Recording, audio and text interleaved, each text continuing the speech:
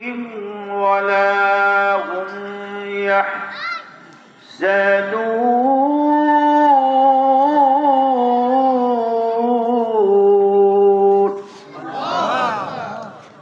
ভয়ও নাই, চিন্তাও নাই,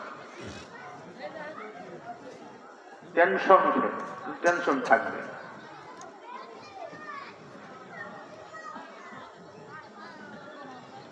হাসরের ময়দানে তাদের চেহারাগুলা আনন্দিত থাকবে। সুবহানাল্লাহ। কি থাকবে? আনন্দিত থাকবে।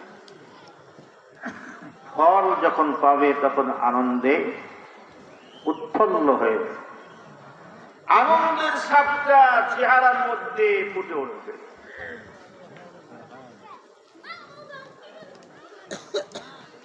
এই আনন্দটা কেন, কি জন্য?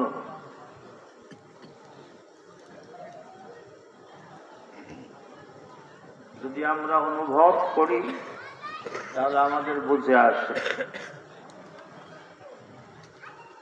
আপনি কষ্ট করে একটা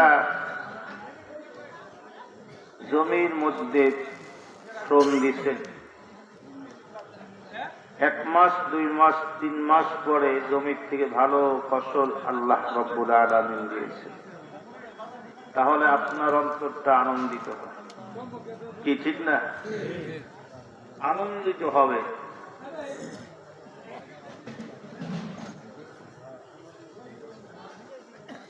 দুনিয়ার জিন্দেগিতে যারা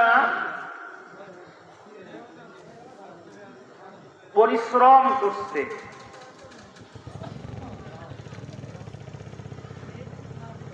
সকাল সন্ধ্যায় আল্লাহর জিকির, আল্লাহকে স্মরণ করছে, 5 ওয়াক্ত আল্লাহর ঘরে হাজিরা দিয়েছে, এই যে পরিশ্রমটা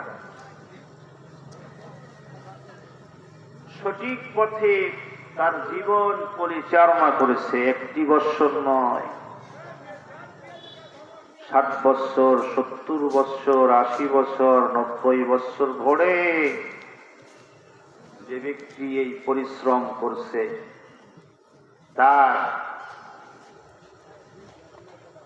আমলনামা যখন নাকি হাসরের ময়দানে ডান হস্তে দেওয়া হবে, তখন তার চেহারা আনন্দিত হয়ে যাবে। সুবহানাল্লাহ। এই আনন্দটা কিসের আনন্দ?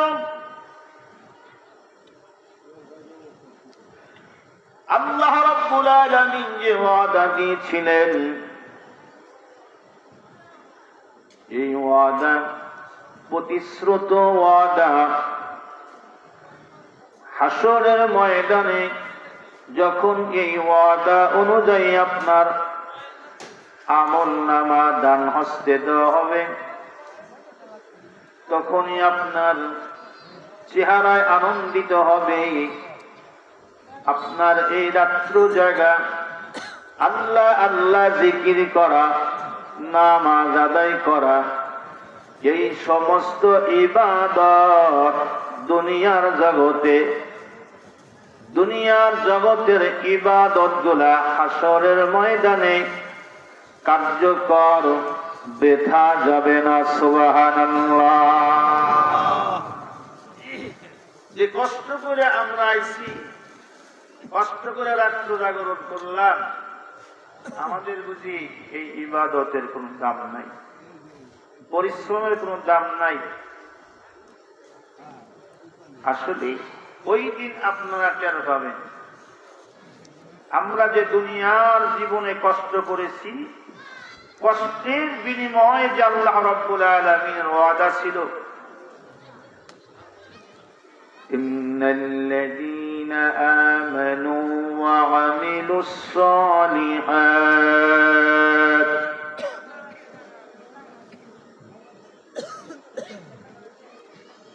নেক আমল করা,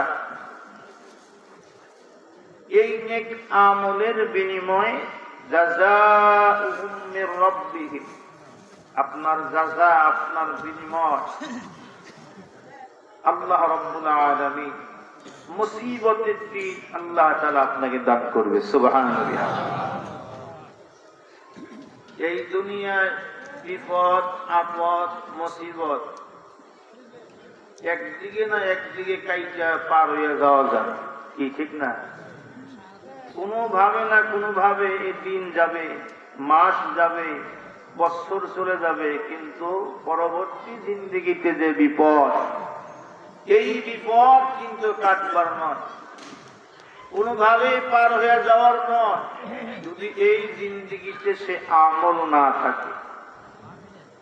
কেউ আপনাকে বাঁচাবেও না, কেউ আপনার জন্য আগাবেও না।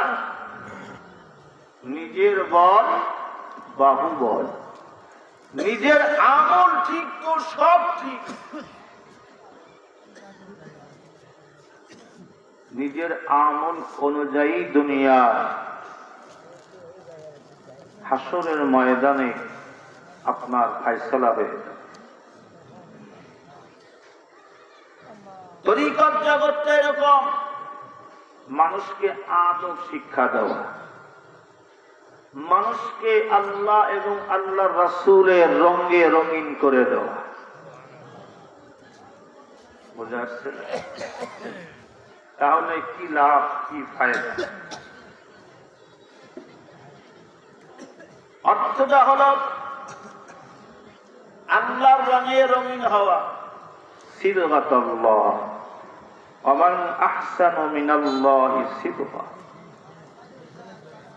এই রঙের রঙিন কাকে বলা হয়? সুন্নতে রাসূল, রাসূলের ইত্তেবা হলো আল্লাহর রঙে রঙিন হওয়া। সুবহানাল্লাহ।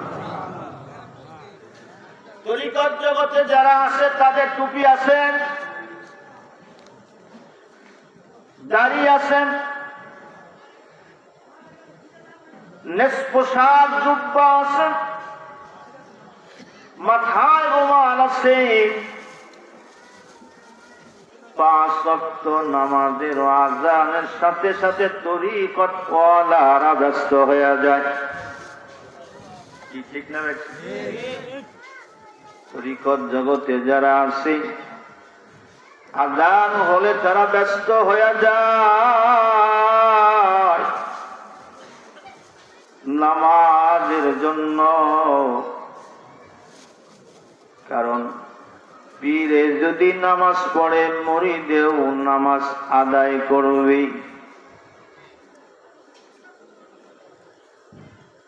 রাসূল আকরাম সাল্লাল্লাহু আলাইহি ওয়াসাল্লাম উম্মাহাতুল মুমিন আয়েশা সিদ্দিকা রাদিয়াল্লাহু তাআলা আনহা বলেন, আল্লাহর নবী আমাদের হুজরা আসতেন, খুশ গল্প করতেন, মজা করতেন, কিন্তু যখন নামাজের আযান হয়ে যাইত আমি আয়েশা তার কাছে পর হয়ে যাইতাম। যখন নামাজের আযান হয়ে যাইত আমি আয়েশাকে আল্লাহর নবী চিনত না। আল্লাহ ওয়ালাদের সোহবত, সাহাবা আজমাইনদের সোহবত, তাবেঈনদের সোহবত, তাবে তাবেঈনদের সোহবত, আইম্মায়ে মুজতাহিদদের সোহবত, আল্লাহ ওয়ালাদের সোহবত হলো মানুষকে আল্লাহর দিকে নিয়ে যাওয়া। আল্লাহ ওয়ালাদের সোহবত নিসবত মানে একজন পীর যদি আল্লাহ ওয়ালা হয় মুরিদেও আল্লাহর ভয় এবং আল্লাহর দিকে ধাবিত হয়ে যায়। সুবহানাল্লাহ। কারণ সাহাবা রাসূল আকরাম সাল্লাল্লাহু আলাইহি ওয়াসাল্লামের কাছে আরজ করলে, হুজুর আমরা যখন আপনার সামনে বসে থাকি আমাদের মন একদম নরম হয়ে থাকে, জাহান্নাম জান্নাত এই বিষয়গুলো আমাদের স্মরণ করিয়ে দেয়। আবার যখন আমরা একটু ফাঁকে চলে যাই তখন আমাদের অন্য খেয়াল চলে আসে। আল্লাহর ওলিদের সামনে যখন তার আশিক ভক্ত দল যখন বসে, তাদের অন্তরটা নরম থাকে, ঠিক না বেশি? তাদের মনে দুনিয়ার কোনো খেয়াল থাকে না, আল্লাহ আল্লাহর রাসূলের খেয়াল থাকে। আল্লাহ আল্লাহর রাসূলের কথা স্মরণ হয়। যখন এইখান থেকে বাহির হয়ে যায় তখন দুনিয়ার খেয়াল চলে আসে। আল্লাহর নবীর সাহাবীরা বলে, ইয়া রাসূলুল্লাহ, ইয়া হাবিবাল্লাহ, আপনার কাছে যতক্ষণ থাকি দুনিয়ার খেয়াল আসে না। রাসূল বলে, যদি আমার কাছ থেকে যাওয়ার পরেও তোমাদের একই খেয়াল থাকে, একই ধারণা থাকে, যদি থাকতো তাহলে আল্লাহর ফেরেশতারা তোমাদের সঙ্গে মুসাফা করত। সুবহানাল্লাহ। অর্থাৎ একজন হক্কানি আলেম বুজুর্গ ব্যক্তি সামনে বসলে দুনিয়ার খেয়াল থাকে না, আল্লাহর কথা মনে পড়ে যায়, আল্লাহ এবং আল্লাহ রাসূলের কথা মনে পড়ে যায়। এজন্য সাহাবা আজমাইন বলছেন, হুজুর, আমরা আপনি দুনিয়া থেকে যাওয়ার পর কার সঙ্গ নিব, কার সহবতে থাকব? রাসূল বলছেন, সত্যবাদী লোকদের সহবতে থাকবা। সাহাবারা বললেন, ইয়া রাসূলুল্লাহ, ইয়া হাবিবাল্লাহ, সত্যবাদী লোক কারা? আল্লাহর নবী বললেন, ইযা যুকিরাল্লাহ, যাদের চেহারা দেখলে আল্লাহর কথা মনে পড়ে যায়, যাদের চেহারা দেখলে আল্লাহর কথা মনে পড়ে যায়, ওরা হলো দুনিয়ার সত্যবাদী সৎ লোক। অর্থাৎ তারা সত্যের দিকে মানুষদেরকে আহ্বান করে, এরা সত্যবাদী। সুবহানাল্লাহ। এদের সঙ্গে আল্লাহ আছে। কে আছে? আল্লাহ আছে। আল্লাহর এক ওলি মায়ে ইবাদত করতেছে, আল্লাহর জিকির, সর্বদাই আল্লাহর জিকির করে, সর্বক্ষণ আল্লাহকে জিকির করে, স্মরণ করতেছে। এরা হলো ওলি, যারা সর্বক্ষণ আল্লাহর জিকিরে থাকে। নফল ইবাদত, ফরজ তো থাকবেই, এরপরে নফল ইবাদতের মাধ্যমে তারা আল্লাহর প্রিয় পাত্র হয়ে যায়। সুবহানাল্লাহ। যখন প্রিয় পাত্র হয়ে যায় তখন আল্লাহ রাব্বুল আলামিন বলে, ও যা শুনে আমি আল্লাহর কান দিয়ে শুনে। সুবহানাল্লাহ। ও যা দেখে আমি আল্লাহর চোখ দিয়ে দেখে। সুবহানাল্লাহ। ফরজ ইবাদতের পরে নফল ইবাদত, অর্থাৎ সর্বক্ষণিক আল্লাহকে স্মরণ যে ব্যক্তি করে সে হলো আল্লাহর ওলি। এটা হলো সুফি একরামদের সর্বনিম্ন স্তরে, যে আল্লাহর ওলি যিনি হবেন 24 ঘন্টা আল্লাহর জিকিরে থাকতে হবে। এখন যদি পেশাব করে পানি লয় না, নামাজ নাই, রোজা নাই, সে আল্লাহর ওলি?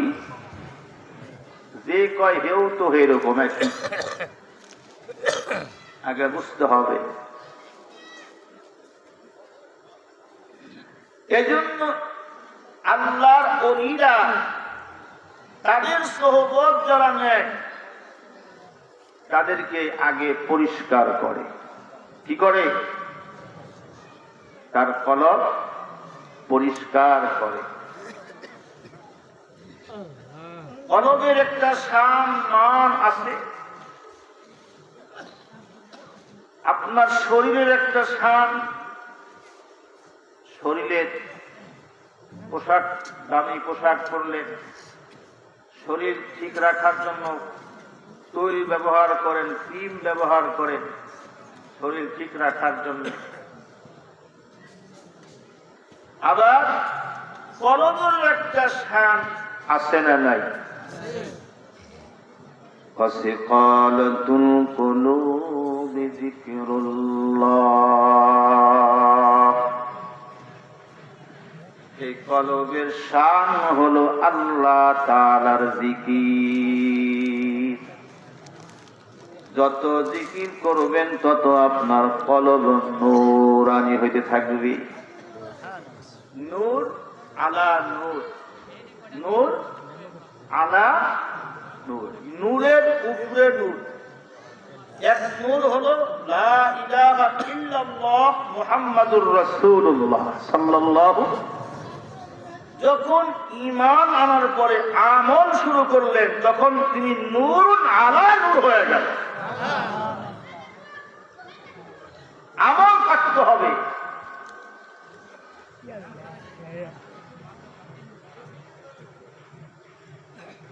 ঈমান করে একটা নূর, আর একটা নূর হলো আমলের দ্বারা। আমল সে আমল করতে হবে। এই জন্যই তো তরিকত জগতে যারা আছে,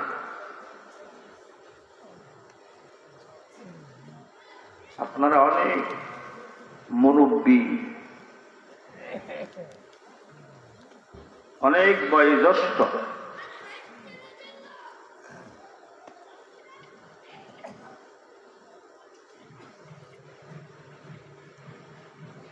আল্লাহ রাব্বুল আলামিন বলেন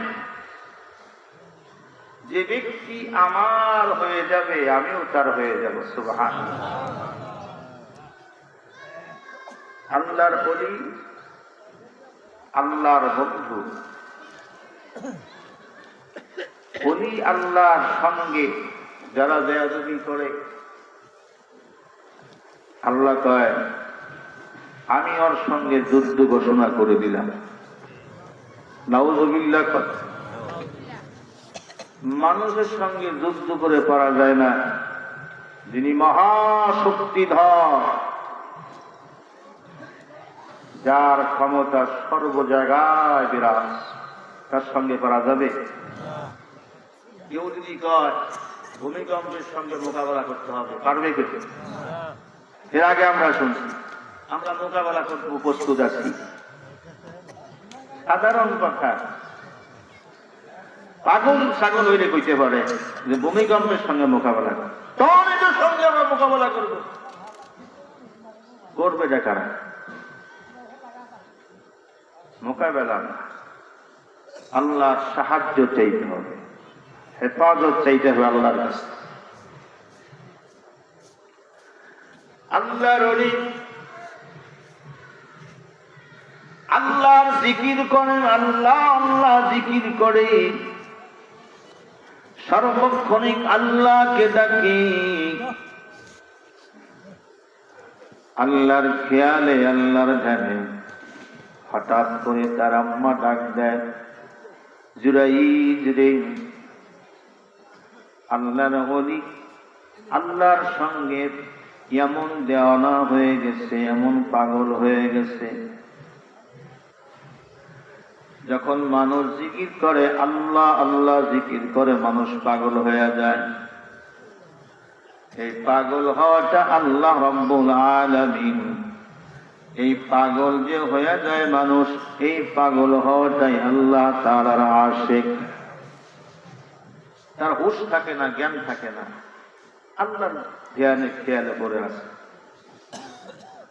কেউ যদি আল্লাহর জিকির করতে থাকে, তারা যদি অপারেশন করে তার উপায় না, এরকম ইতিহাস প্রমাণ আছে। এক পুলিশ পা কেটে ফেলছে, সে টের পায় নাই। পরে জিজ্ঞেস করা হয়, আপনি টের পাইলেন না কেন, ব্যথা পান নাই? আমি তো জানি না, আমি তো আল্লাহর জিকিরে ছিলাম। সুবহানাল্লাহ। খেয়াল যদি থাকে ওইভাবে, সে কামিয়াব হয়ে যাইতে পারে। আল্লাহর ওলির মা তার জন্য এমন একটি বাণী উচ্চারণ করল, ঘটনাক্রমে ওই ব্যক্তিটা বিপদগ্রস্ত হয়ে গেল। তার জিকিরের যেই ঘরটা ভেঙে দেওয়া হলো, তাকে টেনে শেষরায়া বাদশার দরবারে নিয়ে যাওয়া হলো।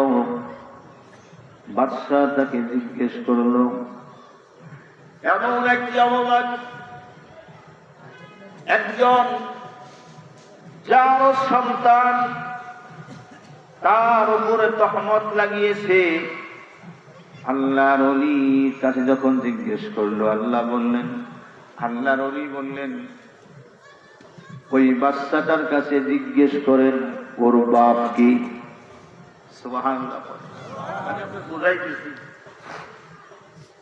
যারা আল্লাহর পাকে জিকির করতে করতে আল্লাহর বন্ধু হয়ে যায়, তাদের বিপদ আপদ সব কিছু দেখাশোনা আল্লাহ করে। কি করে? আল্লাহ করে। কিন্তু আমরা ভয় পাই। ভয়ের কিছু নেই। সাহাবা আজমাইন স্রোত ওলা সাগর নদী পার দিয়ে চলে গেছে, ভয় পায় না। শুধু বলছে হাসবুনাল্লাহু নি'মাল ওয়াকিল, নি'মাল মাওলা ওয়া নি'মান নাসির। নদী পার হয়ে চলে গেছে। একটা ঘোড়া, একটা বাকি কম্বল যা আছে কিছুই হারায় নাই। সুবহানাল্লাহ। আত্মবিশ্বাস ছিল, ঈমান ছিল আল্লাহর উপর। আমাদের ঈমান যদি থাকে ব্যাংকে, আমাদের ঈমান যদি থাকে শপের মধ্যে, আমাদের ঈমান থাকে ব্যবসা বাণিজ্যের মধ্যে, আমাদের ঈমান থাকে বাড়ির মধ্যে, তাহলে আমাদের অবস্থা খারাপ হয়ে যাবে। জিকির করলেও মজা লাগবে না, নামাজ পড়লেও মজা লাগবে না। আগে ঈমান দুরুস্ত করতে হবে, ঠিক করতে হবে। মস্কে যাবে কিন্তু ভাঙবে না, ঠিক যাবে। ঠিক, এটা কঠিন ঈমান। এরকম ঈমান থাকতে হবে। যদি থাকতে পারি, পুরস্কার আপনার সামনে হাজির হয়ে যাবে। কি হয়ে যাবে? হাজির হয়ে যাবে। শিবলি রহমতুল্লাহি আলাইহি একদল ভক্তবৃন্দ নিয়ে যাচ্ছেন, ক্ষুধার যন্ত্রণায় কাতর হয়ে গেছে, কোনো খাদ্যের ব্যবস্থা নাই, খুব বিপদের মধ্যে পড়ে গেছে, চলতে পারতেছে না, হাঁটতে পারতেছে না, ক্ষুধার অভাব, ক্ষুধার কারণে।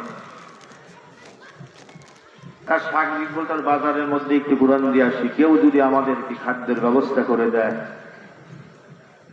লোকটা গিয়া একটা ডাক্তারের দোকানের সামনে গিয়ে পড়ে গেছে, অস্থির হয়ে পড়ে আছে। ডাক্তার সাহেব তারে দেখে রোগ ধরল। কি রোগ? আপনার রোগ হলো আপনি অনাহারে আছেন। সুবহানাল্লাহ। আপনার যে অবস্থা, আপনি অনাহারে আছেন। আর আল্লামা শিবলি রহমাতুল্লাহ আলাইহি ভক্তদের বলতেছে, তোমরা চিন্তা করো না, ব্যবস্থা হবে।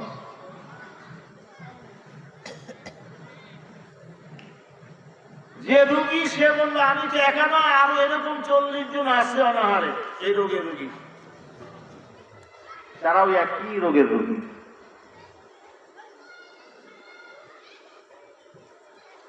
কোথায়? আমার সাথে চলে। ওই ডাক্তার সাহেব অনেকগুলা খাদ্য ক্রয় করে তার সঙ্গে কুলি দিয়ে তার পেছনে পেছনে গেছে। আসলে ঘটনা নাকি, যার সঙ্গে সঙ্গে তারা আল্লাহর দরবারে শুকরিয়া আদায় করছে। সুবহানাল্লাহ। কোনো কারাকারি নাই, লাফালাফি নাই। সবাই আল্লাহর প্রশংসা বর্ণনা করছে যে আল্লাহ পাক আমাদের জন্য ব্যবস্থা করেছে। আসলে যে দিছে সে একজন ইহুদি। উনি ফাঁকের থেকে দেখতেছে এত সুন্দর আদব কায়দা, এত আদবের সঙ্গে এরা এই ক্ষুধার্ত অবস্থায় নিয়ামত, আল্লাহর নিয়ামতের শুকরিয়া আদায় করতেছে। এইটা দেখে তিনি আর দেরি করে নাই, আল্লাহর অনেক হযরত শিবলি রাহমাতুল্লাহি আলাইহি দরবারে গিয়া আল্লাহ নবীর উপরে কালেমা পড়ে মুসলমান হয়ে গেলেন। সুবহানাল্লাহ। কারণ রিজিকের মালিক আল্লাহ, খাওয়াবেন আল্লাহ, কিন্তু ধৈর্য ধারণ করতে হবে বান্দাদেরকে। এজন্য এই যে মূল্যবান সময় মাগরিবের নামাজের পড়েন, জিকিরের সময়, ফাতিহা বকশির সময়, এই সময়টা অনেক দামি সময়। আল্লাহর ফেরেশতারা চতুর্পাশ ঘেরাও করে আছে, আবার আপনার দুই কাঁধেও দুইজন আছে, আপনার নাই? মা ইয়ালফিজু মিন কাওলিন ইল্লা লাদাইহি রাকীবুন আতীদ। যা বলবেন, জিকির করলে জিকির লিখবে, গুনার কাজ করলে গুনাহ লিখবে, দুইজন প্রহরী আপনার সাথে আছে। আল্লাহর অসংখ্য ফেরেশতারা এই জমিন দিয়ে ভ্রমণ করতেছে।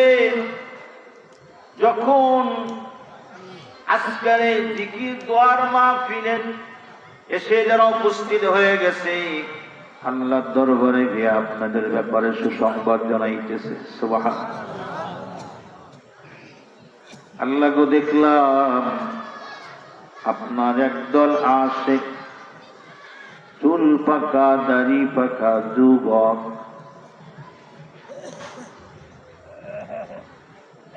অনেকগুলা মানুষ এক জায়গায় বসে আপনার জিকির করতেছে, আপনার দরবারে কাঁদতেছে, আপনার আলোচনা করতেছে। আমরা কিরকম মানুষ দেখেন?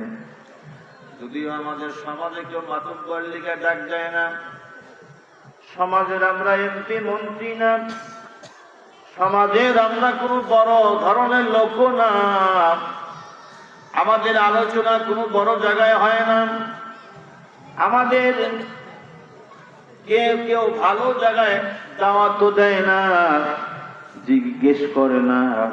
কিন্তু আমরা এমন একটা লোক, এমন একটা জায়গার মেহমান, দুনিয়ার জগতে না, প্রথম আসমানে না, দ্বিতীয় আসমানে না, আল্লাহ রাব্বুল আলামিন আরশ আযীমে আমাদের দুনিয়ায় জান্নাত থাক, দুনিয়ার মানুষ আমাদের না জিগাক, কিন্তু যিনি দুনিয়া পয়দা করছেন, এই আসমান দিয়া দুনিয়া সাজাইছেন, জমিন দিয়া দুনিয়া সাজাইছেন, ওই আল্লাহ রাব্বুল আলামিন আরশ আযীমের মধ্যে আমাদের আলোচনা করতেছে। সুবহানাল্লাহ। দুনিয়ায় না হয় তাতে কি আসে যায়, কিন্তু আল্লাহর আরশ আযীমে তো আমাদের আলোচনা হয়। কারণ হলো আমরা দুনিয়ার জগতে আমার মাওলার আলোচনা করতেছি, আল্লাহর জিকিরের আলোচনা করতেছি, আল্লাহ রাব্বুল আলামিন আমাদের আলোচনা আরশ আযীমের মধ্যে ফেরেশতাদের সামনে করতেছে। সুবহানাল্লাহ। কত দামি মানুষ যারা আল্লাহর জিকির করে। সুবহানাল্লাহ। যারা জিকির করে না, রাসূল বলছেন তারা হইল মুর্দা। তারা কি? মৃত। জিকির যারা করে না, আর যারা জিকির করে তারা হলো জীবিত, তাদের রূহ সবসময় জিন্দা থাকে। সুবহানাল্লাহ।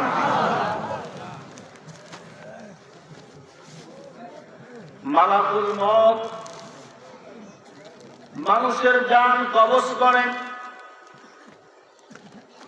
মানুষের জীবন হরণ করে মালাকুল মউত। দেখেন একজন জিকির করনেওয়ালার জান আর জিকির না করনেওয়ালার জান, কবজের মধ্যে কত ডিফারেন্স, কত পার্থক্য। যারা আল্লাহর জিকির করে, আল্লাহকে স্মরণ করে, তাদের জান কবজ করার সময়, তাদের জান যখন তারা কবজ করে, ওই জানটা বের হওয়ার সময় কোনো প্রকার কষ্ট হয় না। অর্থাৎ নদীর পানি বাঁধ ছেড়ে যেমনি বের হয়ে যায়, ঠিক ওই রকম জানটা বের হয়ে যায়। কেন, কেমনে হবে? এখানে একটা বিষয় আছে, কিভাবে হবে? আমরা সাধারণত দুনিয়ার মধ্যে দেখবেন অনেক বড় একটা মিষ্টি আম যদি গাছের আগ ডালে থাকে, ওইটা পাড়ার জন্য মানুষ চেষ্টা করে ফেলে, পইরে যাওয়ার ভয় করে না। ওইটা পারতে হবে, কারণ দেখতেছি এত সুস্বাদু পাকা একটা আম, ওইটার আকর্ষণ তার মনের মধ্যে তুলে আসে। একজন জিকির করনেওয়ালা আল্লাহওয়ালা ব্যক্তি যখন মৃত্যুবরণ করবে,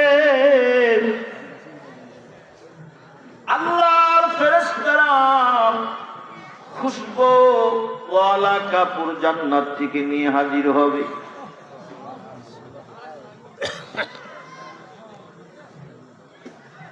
আল্লাহওয়ালা ব্যক্তির চোখের সামনে জান্নাতের দরজাটা খুলে দেওয়া হবে। জান্নাতের মধ্যে হুর দেখবে, গেলমান দেখবে। দেখার সঙ্গে সঙ্গে দুনিয়ার মায়া মহব্বত বাদ হয়ে যাবে। যত দ্রুত সম্ভব ওই যে নিয়ামত দেখছে জান্নাতের, ওই দিকে দাবিত হয়ে যাবে। সুবহানাল্লাহ। যখন দাবিত হয়ে যাবে তখন আস্তে করে রূহটা বের হয়ে যাবে। সুবহানাল্লাহ। এই জন্য আল্লাহওয়ালা ব্যক্তি যারা আল্লাহর জিকির যারা করে, আল্লাহকে স্মরণ করে, তাদের হালত এরকম আসতে থাকবে। জিকির করনেওয়ালার কত দাম!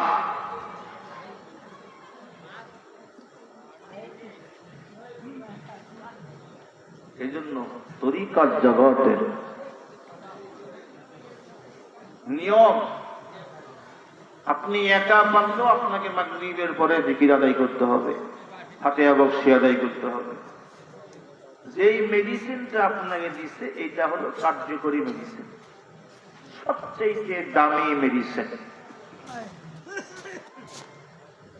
এখন যদি আপনি চিন্তা করেন যে আমি এটা গ্রহণ করলাম না, খাবো না, তাইলে আপনার কোনো কাজ হবে না।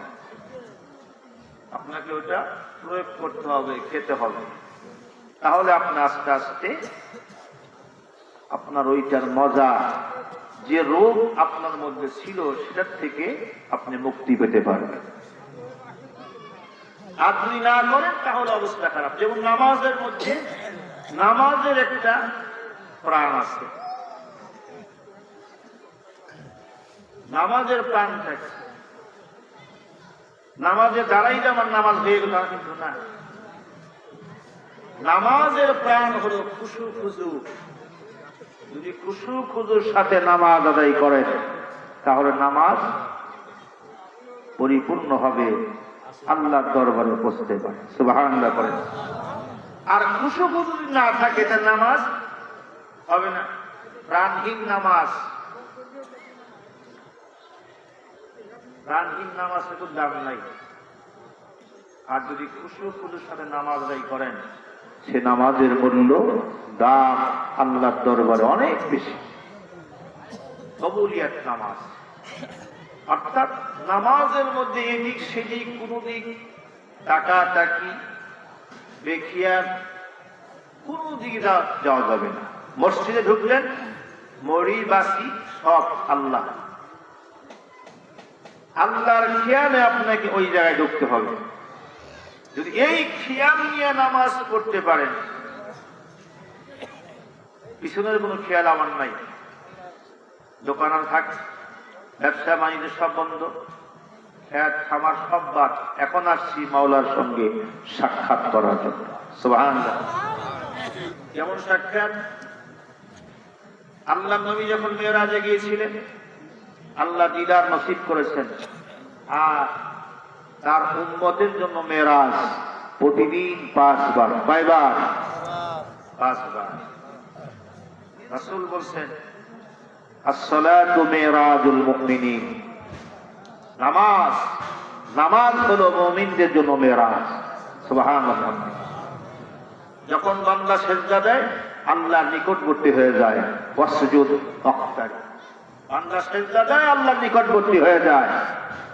তাহলে একজন মুমিন সে আল্লাহর দরবারে 5 ওয়াক্ত হাজিরা দেয়, 5টা বারই আল্লাহর সঙ্গে তার দিদার হয়, কথা হয় সূরা কারাতের মাধ্যমে। সুবহানাল্লাহ। যদি এইভাবে নামাজ কেউ পড়ে, তাহলে তার নামাজ দুনিয়ার সমস্ত অন্যায় অশ্লীল থেকে বাদ করে যায়। ইন্নাস সালাতা তানহা আনিল ফাহশাই ওয়াল মুনকার। আর যদি সে নামাজও পড়ে গুনাহ করে, নামাজও পড়ে গুনাহও করে, তাহলে বোঝা যাবে তার নামাজ হচ্ছে।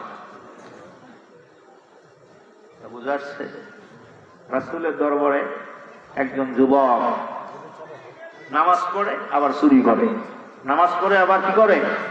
চুরিও করে। রাসূলের কাছে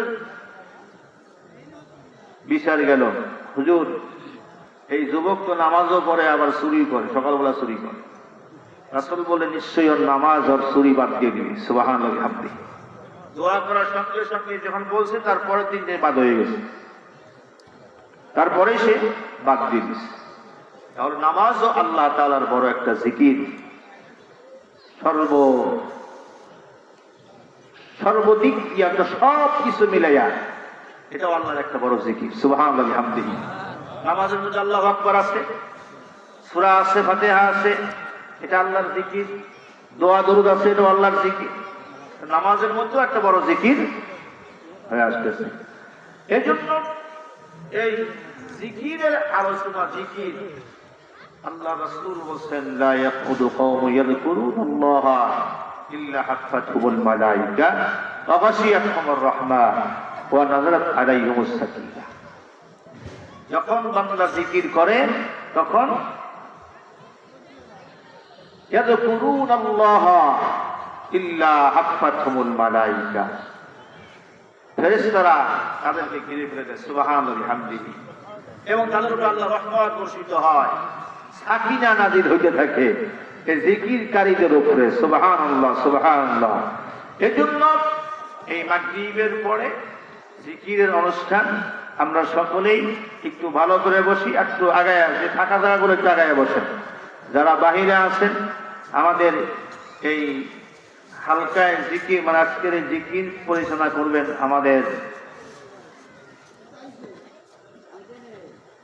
আমাদের এই দরবারের একজন খুবই হিতাকাঙ্ক্ষী একজন খাদেম, যে দরবারের জন্য প্রাণপণ চেষ্টা করে আসছেন। তো আপনারা সকলেই ফাতিহা বসি এবং তার সঙ্গে হালকা জিকির করবেন। আল্লাহ আমাদের সকলকে, আমি আপনাদের কাছে, আপনারা অনেকেই জানেন, অনেকেই জানেন না, কয়েক মাস আগে আমার আম্মা দুনিয়ার থেকে ইন্তেকাল করেছেন। সকলে ইন্না লিল্লাহি ওয়া ইন্না ইলাইহি রাজিউন। আজকে এই মাহফিল তিনি অসুস্থ ছিলেন, থাকলেও তার অসুস্থতা অনুভব হয় নাই। আজকে তিনি নাই, চলে গেছেন। সকলেই আমার মায়ের জন্য দোয়া করবেন, আল্লাহ যেন তাকে জান্নাত নসিব করেন, জান্নাতি নিয়ামত দান করেন।